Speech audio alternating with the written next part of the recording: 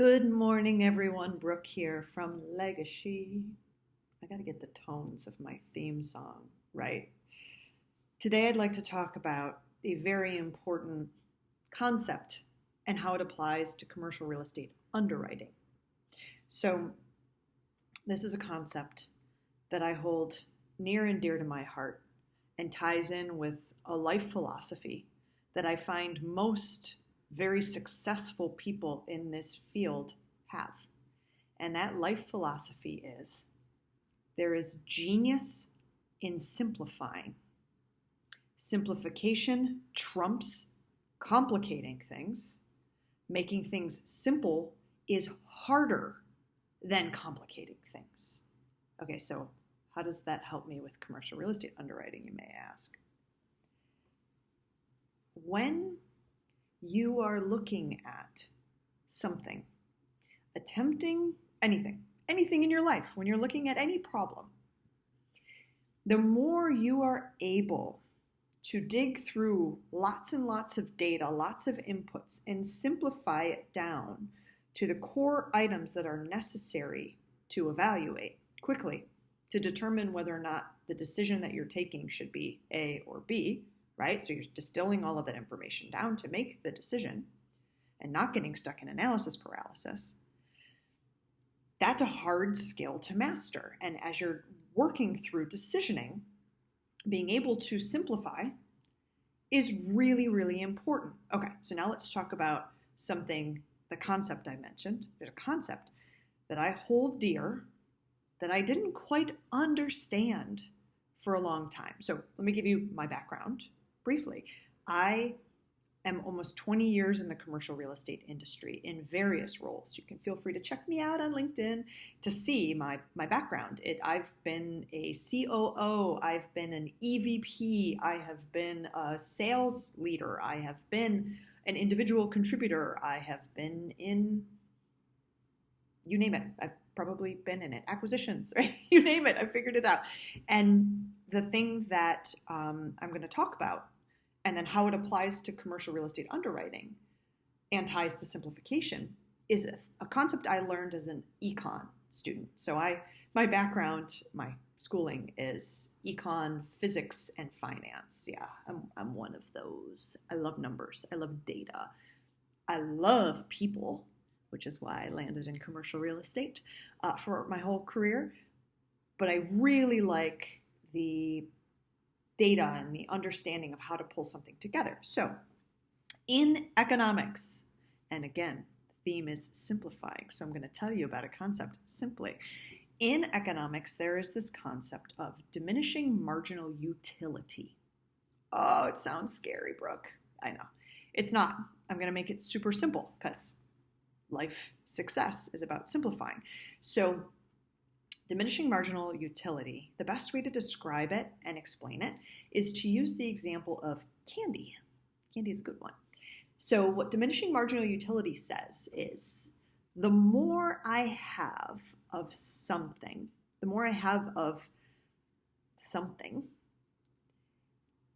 less valuable the next item I add is. So candy. If you have 3 pieces of candy, you're happy. You eat the 3, you're very happy. All 3 of those pieces of candy had a lot of utility value for you. If you have 10 pieces of candy, okay, pieces 1 through 6 felt pretty good, but 7, 8, 9, 10 maybe didn't feel as valuable as pieces 1 through 6. Now imagine you have 400 pieces of candy that you need to eat. What value does piece 400 have after piece 399 in comparison to the first piece of candy that you had, right? So this is the economic concept of diminishing marginal utility is the more I have of something, whatever that something is that you define. And it doesn't have to be strict, so I'm going to use this in CRE underwriting in a moment. But the more I have of something, the less valuable it is. The next piece is, the next something is. So how does this apply to CRE underwriting along with simplification? How does this apply?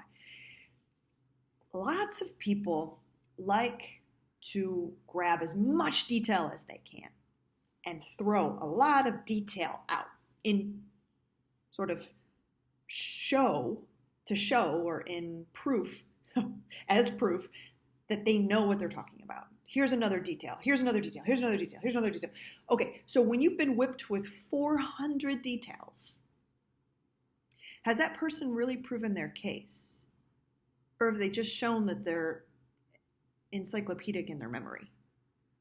Have they proven to you that there is value in the thing that they're trying to prove by just hitting you with every detail? No, they've shown you that they can't take the extra step of simplifying all of that information, distilling it down to the pieces that have the most utility, that have the most value.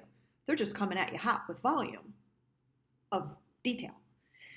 And so when you are looking at, in the commercial real estate context, when you're looking at a building, you could be looking at a building because you want to buy the building. You could be looking at a building because you're underwriting the building to make an investment. You could be looking at the building because you're going to make a loan. You're going to have a debt on the building. Doesn't matter. It's all the same. I'm looking at a building. I have to understand the intrinsic value of this building, of this property, of this asset.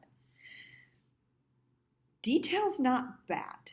Getting access to all of the leases, getting access to all of the financial information. Let's get some comparable rents and comparable expenses, and let's talk to an appraiser. That is detail. Those are data points. Those are important data points. But what I need you to do to level up in life is to figure out how to distill that detail into the 3 or 4 bits of information, bits of analysis, bits of data that matter most. Because that is how the decision is going to be made. The decision is not going to be made by knowing 400 pieces of information encyclopedically. The decision that's not actual analysis, that's just memorizing, right? Have you been able to take that information and have you taken it down to what matters, which is hard because sometimes you'll be wrong. But you have to do that exercise every day with everything that you look at. In the commercial real estate concept, I also do it in a lot of other contexts. What really matters here, right? It helps you realize that overthinking and analysis paralysis are the reasons that decisions get stuck. I need more data, I need more. No, the diminishing marginal utility of that next piece of data is so small. It's actually maybe even negative, right? Like the 400th piece of candy. It makes you sick. You don't need that last bit of detail. So let me sum this up. Diminishing marginal utility helps you conceptually understand why adding more detail to something, making things more complicated, adding more isn't helpful. It actually can work in the reverse. And so the trick and the skill together is, how do I simplify this down to the 3 or 4 items that actually matter in the conversation? How do I get it to that level? And how do I dare to maybe be wrong? Maybe I overlook something, but I'm saving myself a tremendous amount of mental energy and pain from going from item 4 to 400 and trying to analyze all of them because I need to make a decision. Momentum matters. Momentum is what gets things done. So I want you to receive today from this conversation that your goal is to figure out how to simplify what you're looking at, how to drill it down to the 3 or 4 items that have the most utility, the most value, and ignore the rest, parking lot them. And when someone says to you, why don't you know all of these other items? You say they had no marginal utility. They didn't have value. Thank you.